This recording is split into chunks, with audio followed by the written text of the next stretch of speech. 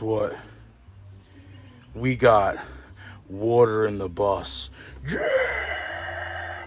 Check it out. Don't mind the mess under construction, but we got water. There we go. That is awesome. So the water comes out of here. This has a battery inside of it, powered by USB. Goes down into our drain. Oh. Goes down there. Hold on one second. Into our sink.